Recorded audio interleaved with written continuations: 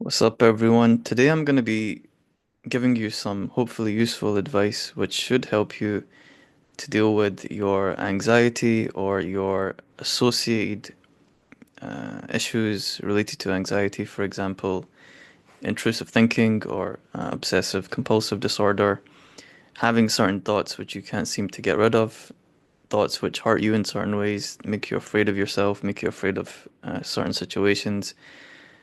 I'm going to hopefully give you some solutions to these problems and some understanding of how to not only deal with them, but maybe even a little bit of understanding of sort of how they work. Okay, so the first thing is that anxiety, in terms of, what is it? If you think kind of simply, what is anxiety? Essentially, anxiety is related to fear. Okay, it's being afraid of certain things. It's being afraid maybe of the future. Maybe it's being afraid about going to certain places, being afraid of certain situations, being afraid of incoming events, upcoming events. It can also be fear of your own thinking. So anxiety essentially is the fear response. Okay, it's part of your sort of fight or flight slash freeze systems which help you to deal with survival situations. And so essentially, anxiety is connected to your fear and it makes you feel afraid. So if you want to deal with your anxiety, okay, there's two different things that I'm gonna teach you. Okay, one is how to deal with sort of managing anxiety when you get like an anxiety attack, like a panic attack or an intrusive thinking attack. How do you deal with this? And then I'm also gonna hopefully give you some advice that you can use maybe longer term so that your life is more calm and you feel more calm, more at peace overall. And then a solution also which would help you maybe to deal with some of your fears. Okay, so I'm gonna try and give you three things. How to deal with your panic attacks or your anxiety attacks when it happens, like in the present. Maybe how to make your life more calm or overall, how to sort of live a more peaceful, calmer kind of life. And then how to overcome your fear essentially so that you have less things to be anxious about. Okay. So when it comes to the first one, which is how do you deal with a panic attack or how do you deal with an intrusive thinking attack when it happens? It's actually very simple. Okay, surprisingly simple. All you have to do, okay, when you're feeling a panic attack happening, okay, when your heart starts beating really fast, you start to feel like a short of breath, your mind starts to race, etc. You feel like you're dying, some people say. All you have to do, okay, is you need to stop what you're doing. So maybe you need to sit down. Some people they need to lie down, but you need to stop. Okay, that's the first thing you need to do. You need to not do anything more. You need to stop. Okay, the next thing you need to do is you now need to, if you can, close your eyes if possible. Okay, if possible, close your eyes. Okay, now what you're gonna do, okay, is you're gonna essentially, uh, obviously, deep breathing and things like this is good too. So focus on your breaths, take some deep breaths. Um, calm your breathing. But essentially, the key to the whole thing, okay, this is the real key that sort of helps you to overcome the actual situation beyond deep breathing and things like that, which you probably already know about. The key when dealing with intrusive thinking, with a panic attack, with an anxiety attack, with your thoughts, when your thoughts start racing through your head, the key is that you must practice observing your thoughts, watching your thoughts without reacting to them. This is the key. You must stop, okay, and essentially watch your thoughts as they race in your mind without reacting to them. The main way that intrusive thinking works, okay, and I learned this because I've been through it myself, okay. The main way that intrusive thinking works is that intrusive thinking is like a monster that gets bigger every time that you try to push it away, okay. It's like a monster that gets bigger every time you try to push it away. The reason I believe that it works this way is because the intrusive thought is a sort of defense response or like a survival response, something like this, which your mind, uh, which your mind conjures up and says, "Here, look at this. Pay attention to this." Now, when you try to resist the thought by running from it or by trying to convince yourself that, no, I'm not really like that, or no, this isn't me, no, that's not true, this isn't gonna happen, or oh, I'm so scared, you give it some kind of response. Then what it does is essentially it teaches your mind, your brain, your internal defense systems, oh, we got a reaction from him. So this thing must be important. Let's keep showing it to him. Huh? Because this monster is actually real. Look how he's reacting to the monster. Look how she's reacting to the monster every time we show it to her. So it must be real. Let's keep showing it to her. And this is why the intrusive thinking goes from very small, the panic attack, things which you panic about, catch your attention and make your mind race. They start out very small. You notice something, okay, it catches your attention. And then they turn massive until they take over your life and essentially they trap you.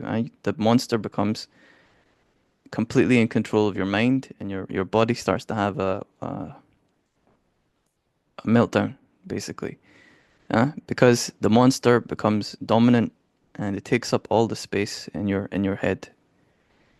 And again, the reason for this is because you are reacting to the thought. Okay. What you need to do instead, okay, is you need to observe the thought. And this is going to take some courage. It's going to take some practice. But trust me, it works. Okay, because I've done it. I know it works. Okay. I did this 10 years ago when I was in very dark situations and places. Okay, it works. Trust me.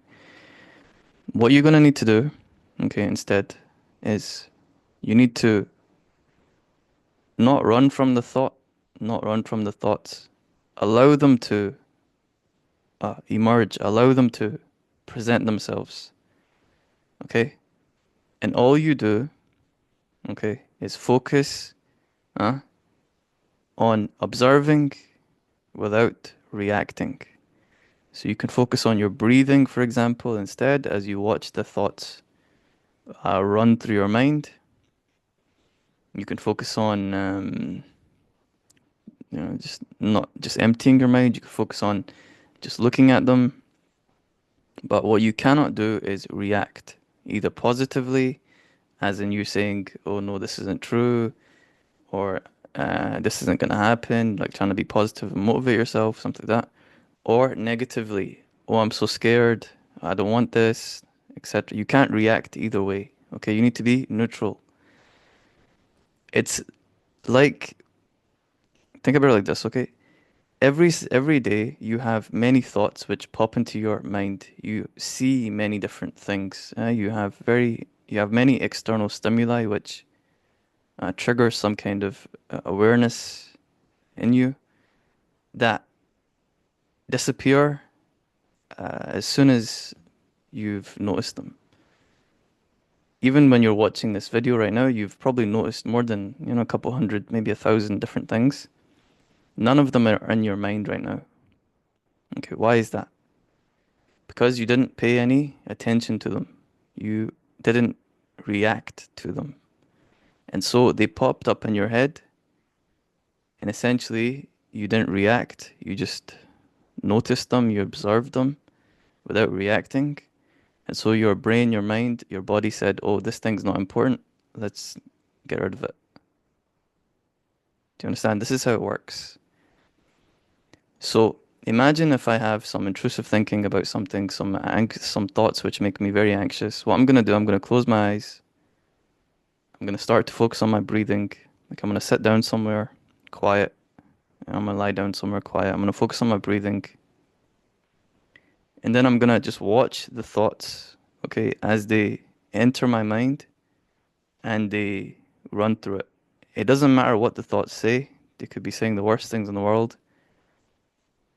Could be saying that I'm the worst kind of person in the world, that I want to do the worst things in the world. It doesn't matter. Okay, you just watch them without fear, without running, etc.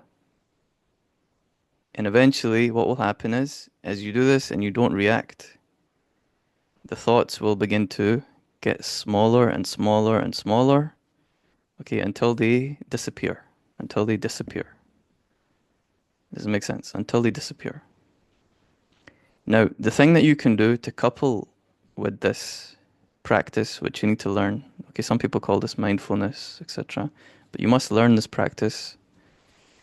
The other thing that you can do, you can couple with this, okay, is to write out or to think about who and what you actually are. Okay, to decide on this for yourself. Because ultimately, agency belongs with you, not your reactive mind. Agency belongs with you. You get to decide who and what you are. You're not a slave of your cognitive, or you're not a slave of your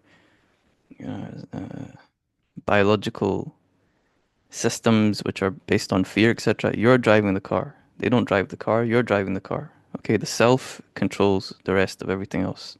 So you are in control, not the other way around. Does it make sense?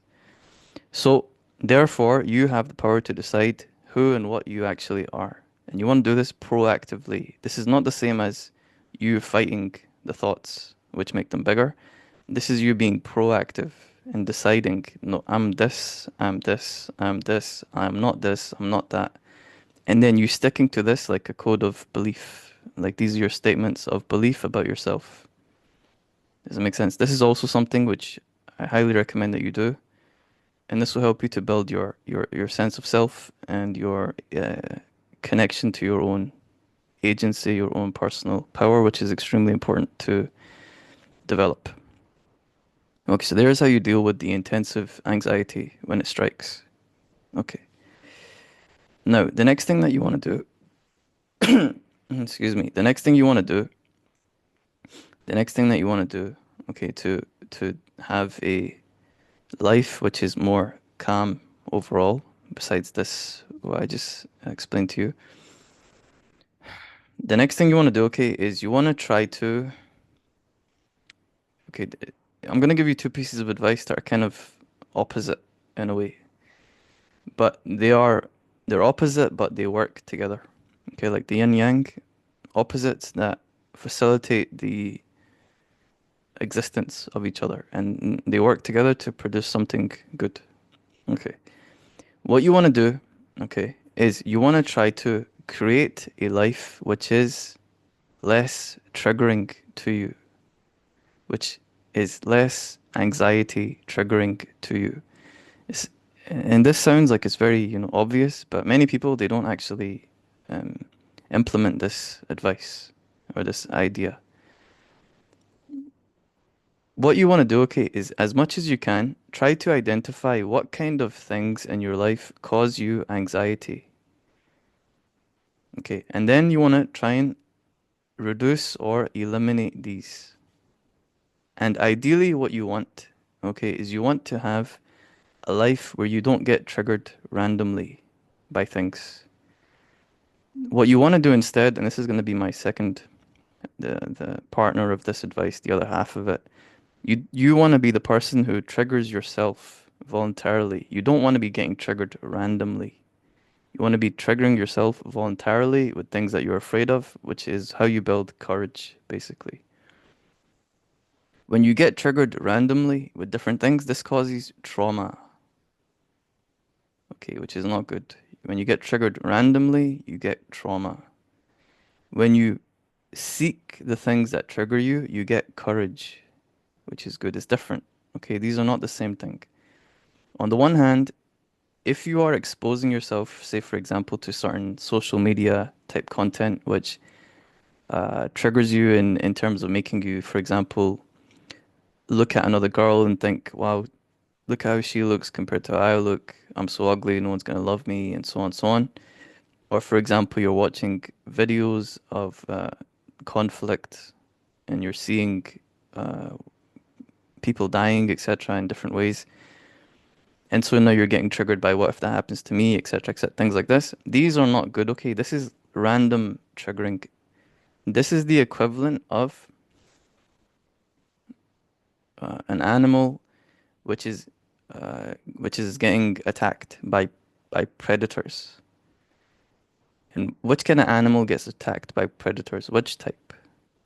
The prey. Prey animals get attacked by predators. Hmm? You don't want to be living like a prey animal. If you are, then you're gonna have a very bad existence. You want to be living like, no, no diddy yet, but you want to be living like the predator type. You don't actually be a predator, but you understand what I'm saying. You want to be proactive. You don't want to be reactive. Reactive means you are vulnerable, you are prey. It means you're weak. You're a target, you're food for something else. Predator means you are active, proactive. You are the hunter. You are uh, the power side. You are the one that goes and seeks and hunts things. So you are strong. You have the confidence and so on and so on. So you don't want to be getting triggered randomly by different things. Okay, and this is important because if you want to have a low anxiety life, you need to essentially figure out the things that make you get triggered randomly. Excuse me. This could be the people that you hang around with. This could be the places that you go. For example, for a lot of you, I would recommend that you don't drink, you don't do drugs. A lot of uh, you girls, I would recommend that you avoid going to the club. You don't drink if you go out. Uh, don't be physical with boys that you're not in a serious relationship with. Don't do random hookups. The reason I'm saying this is because all these things are gonna traumatize you, okay, in different ways. And the thing with trauma is, once you're traumatized, it's like a broken glass. Okay, it's hard to put you back together again. It's difficult. And even if I put you back together again, you're always gonna have these little scars and markings. And it's very difficult, okay, to be like a newborn kind of baby or something after you've been traumatized. It's difficult. You can heal, but you're gonna be different. Okay, and you want to try and avoid that as much as you can happening randomly. Okay, we don't want to be traumatizing ourselves randomly with these different things. We want to be proactive. Okay, so look at the things in your life which cause you anxiety, which cause you to get triggered by and traumatized, and maybe even just little ways. Okay, and cut those out. Yeah, you want to create a positive, peaceful life for yourself. Okay, create for yourself a garden that you can exist in that gives you joy. Okay. Now, the final thing that you need to do, like I said, which is the partner of this creating a peaceful life for yourself, the final thing you need to do, okay, is you must, after this, go out and seek the things that scare you. You must seek the things that scare you, and you want to start with the things, prioritize those which are necessary, okay? It's not enough for you to just exist in the garden of peace. It's not enough. You must confront the snake. Okay, paradise is not enough for us human beings. If we only have paradise, we become weak and we become gluttonous and we become overweight, obese. We become slowly dying of different diseases of our own cowardice. Essentially, we become weak, fragile, uh, deceptive, many different things. The snake inside of us gets strength. We turn on each other and we turn on ourselves. What we must do, okay, is you must go and confront things that you are afraid of. This is very important. You must learn to be braver. Because what did we say at the beginning? Anxiety is fear, essentially. Now, you cannot eliminate fear from your body. You cannot eliminate the fear response from your body. Emotions don't work like that. Emotions don't have an on-off switch. Just like your heartbeat doesn't have an on-off switch. Or your skin health or your hair health, etc. They don't have on-off switches. What they do have is you can influence them. Your heart health can get better if you exercise, for example. Your skin and hair can get more healthy if you eat certain better ways. You can influence them. Your emotions work the same way. Okay, you can't switch them on and off, but you can influence them. So, when it comes to fear, if we cannot eliminate the fear response from ourselves, what we can do is eliminate the number of things that we are afraid of. We can become braver. Children are afraid of shadows, they're afraid of cartoon characters, they're afraid of uh, cars, they're afraid of many, many, many things. We are not afraid of those things as adults, hopefully.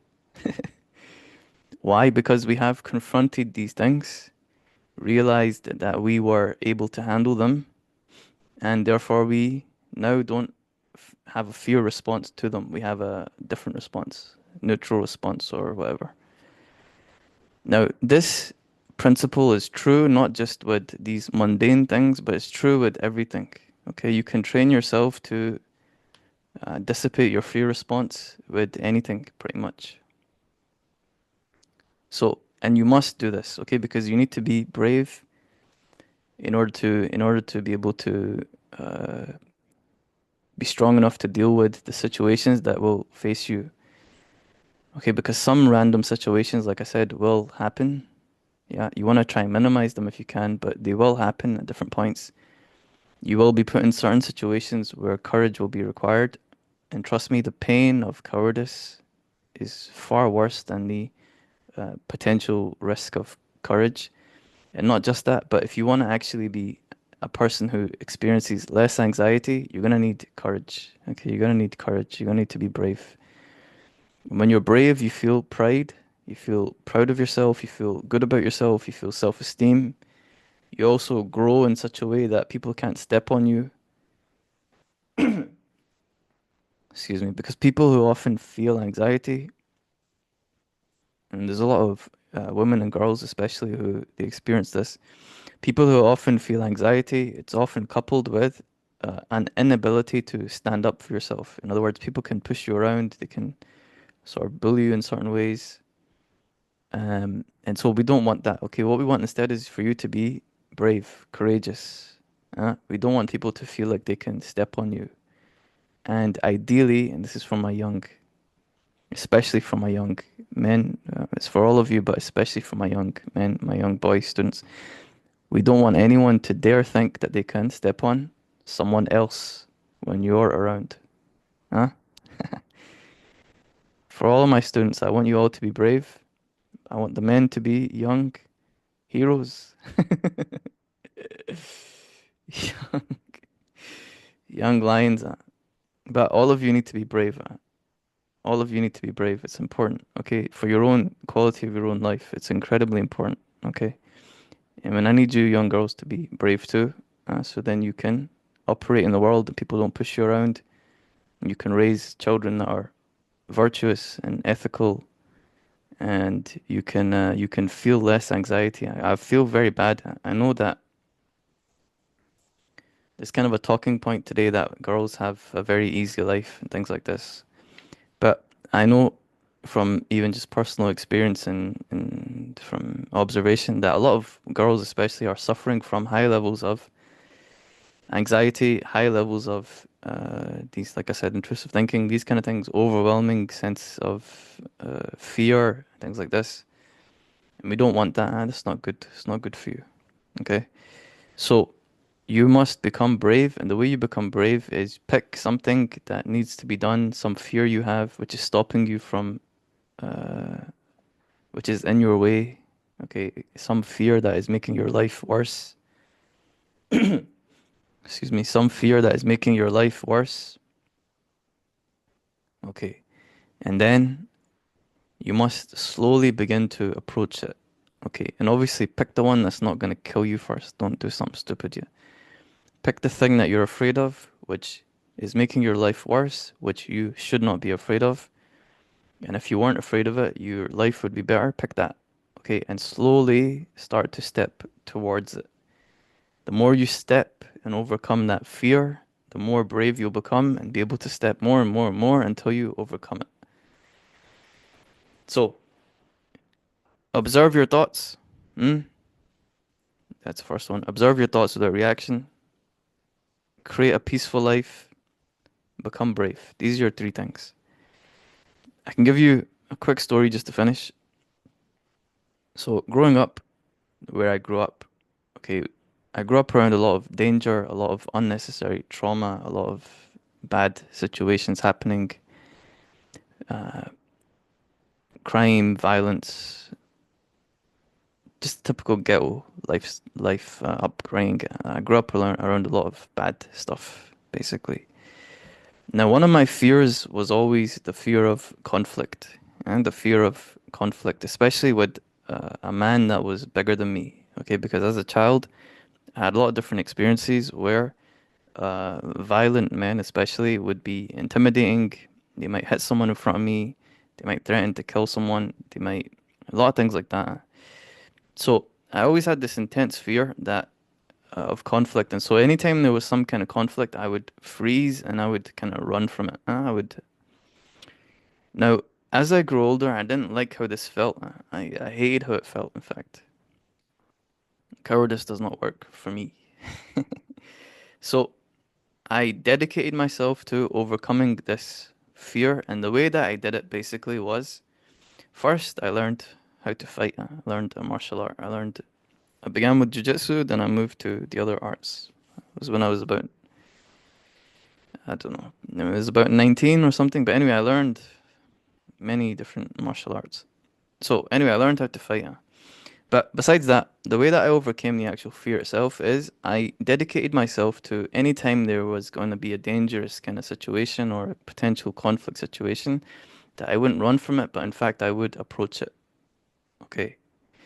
So, and this is particularly true in that what I would see sometimes is a man, a scary man, being aggressive towards a woman or being aggressive towards his kid. And then me being smaller than him, I was always too afraid to help, and I didn't like how this felt. This is the origin of it. So I dedicated myself, and I said, anytime that this happens, I'm not gonna run. In fact, I'm gonna approach. Okay. So what actually happened was I slowly began to take steps towards this mastery over this fear. For example, I would be walking somewhere and I'd see a man that looks like he's, scary. He looks like dangerous, something. And rather than cross the street, I would walk such that I would walk past him. Okay, so normally when I was younger, or whatever, I would cross the road to avoid him. Okay, but now I would walk, so I would walk past him like that. Scary as that was, that my heart would be going real fast, but I would go past him and nothing would happen.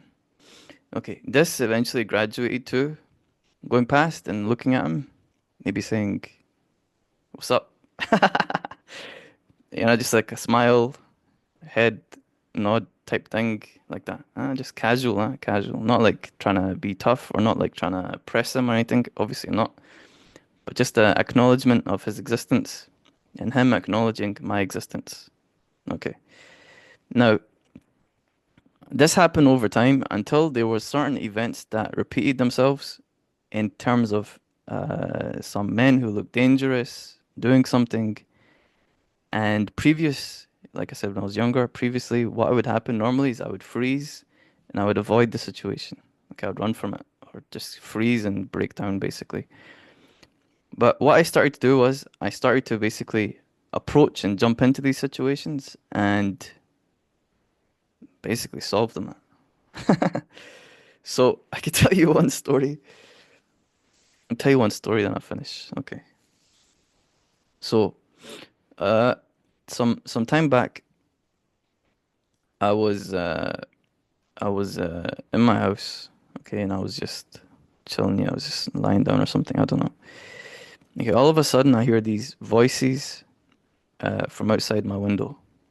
All right, and these voices are not familiar to me.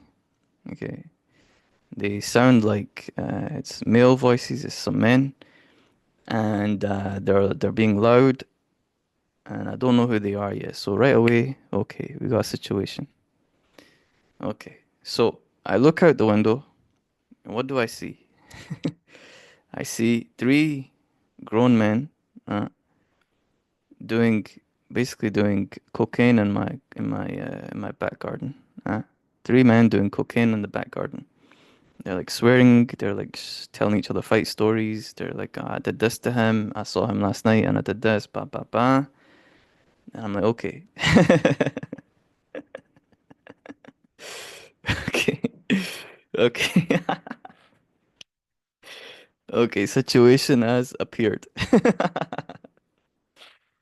Now it's funny because in these situations, what will happen is you have this moment where essentially you freeze for a minute and your mind gives you the options. What can we do? Either we can call the police, that's one, or I can talk to them, tell them to tell them to stop what they're doing and go somewhere else, that's two. Or three, I can ignore it. Okay, so right off the bat, ignore it is out. Yeah, that's not because remember what I said, I already dedicated myself to not doing that, yeah, to ignoring it. We're not going to do that. Okay, so in any case, what I said was, okay, this situation could become bad, so let me deal with it. Basically, let me deal with it. There's kids around here. There's kids around. If one of these kids goes into the garden with these fools, maybe they do something, whatever. Yeah. Okay, so let me handle it. Okay.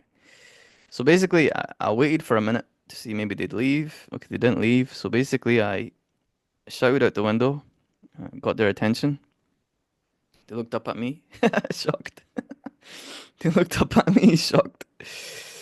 And I just told them very respectfully, I said, "Excuse me, boys, you can't do this here, huh? This kid's around, basically." Okay. So it's important, like I said, that you use wisdom and you being brave is not the same as being stupid. It's not the same as being foolish. It's different.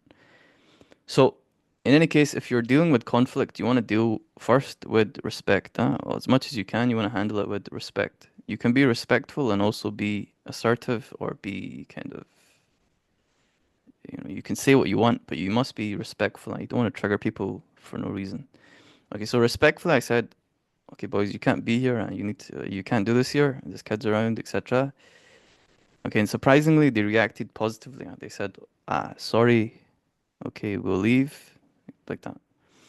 All right, now what happened, long story short, is they eventually didn't leave, but they went inside the building, like in the close, the stairwell,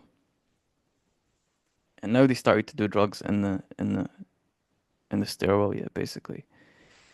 So now it's a problem, yeah. Now it's like now not only are they in the garden, which a kid might go, but now they're in the damn in the close, yeah, in the stairwell. And now a kid can really bump into them and it can be bad, yeah. All right, so I said, okay. I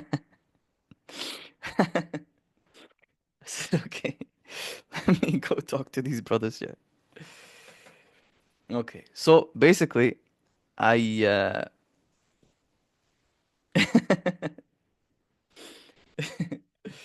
so basically I can't say some part of this. I can't say some part of this 'cause I don't want to incriminate myself. Okay, basically, I readied myself for a situation in case something was to happen. It's three on one, yeah. So it's three of them. There's one of me. But I wasn't scared yet. But anyway, in any case, I readied myself for a potential situation.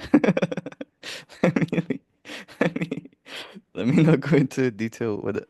I readied myself for a potential situation in case that their friendly attitude changed and they started to become aggressive. Okay, I would have been ready for it. Again, wisdom. You must combine your courage with wisdom. Okay, you don't walk into a you don't you don't walk into the battlefield without a sword. You know what I'm saying? Okay. I do not advocate I do not advocate the use of violence. Look, the story is metaphorical. Yeah. Don't take this and now do something stupid yet. Don't be a hero and get yourself killed. But I must give you this example so you understand. Okay. Anyway, the point is, I went out the door into the stairwell, and there was the three of them. Three of them. Okay. And now here I said, "What's up?" to them. I said, "You all right?" I know the three of them were very shocked. Okay, because I came down by myself. I had the positional advantage, which is on the stairs, like you say, take the high ground. So I was on the stairs, they were below. So even if it was three on one, it wouldn't mean anything because the stairwell only takes one person at a time. Wisdom, wisdom. Anyway, the point is, so I said what's up to them again, and then I again respectfully, I was very respectful. I said very politely, very respectfully. I said, brothers, you can't do this here. Respectfully, please leave, go somewhere else. Don't do it yet. And it's funny because the three of them again started to apologize, and I think they were shocked. Yeah, they probably thought, "Who's this? Who's this crazy guy? Who's this crazy guy?" Yeah, but it's funny, and then they were kind of hesitating. They didn't want to leave, and then but I stayed there and I basically looked at them, and here is a little bit my ego came and I kind of banged on him a little bit. I said, "Where are you from?" That's not good yet. Don't. That was too much. Yeah, I kind of. But anyway, and I was feeling good yet because the situation was going well. Yeah. So okay, but that's not good yet. That was just ego. Yeah. Anyway, they said we're from here. Blah blah blah. I was like, okay. But anyway, they were very respectful. I said, you know, I was very polite. I said, please, can you go somewhere else? And they left. Yeah. Basically, the situation was finished. There was no violence. There was no need to fight. There was no anger on either side. Very respectful. This is how you deal with conflict. Okay. First, you make yourself strong, and then you are very respectful, and you respectfully make your make what you want known, and request the other person to respectfully, do it. Okay. Because strength doesn't need shouting or loud words or anything like that. Yeah, real strength is silent, basically, you know. Roaring lions are not dangerous. A shouting lion is not dangerous. It's the silent lion which is dangerous. Roaring lions are they're putting on a display. When lions go quiet, that's when you need to watch out because that's when they are hunting. Okay, so anyway, that's just a good tip, yeah. So don't try and be like make yourself macho or big or try and flex on someone or like aggressive and all that. All you're gonna get is the same response. You want to be quietly powerful, okay? And you want to only use this power in the defense of other people who can't defend themselves or the defense of yourself, basically. Only for the good. That's how you stay in the heroic type of sphere. And you don't end up becoming a monster yourself, okay?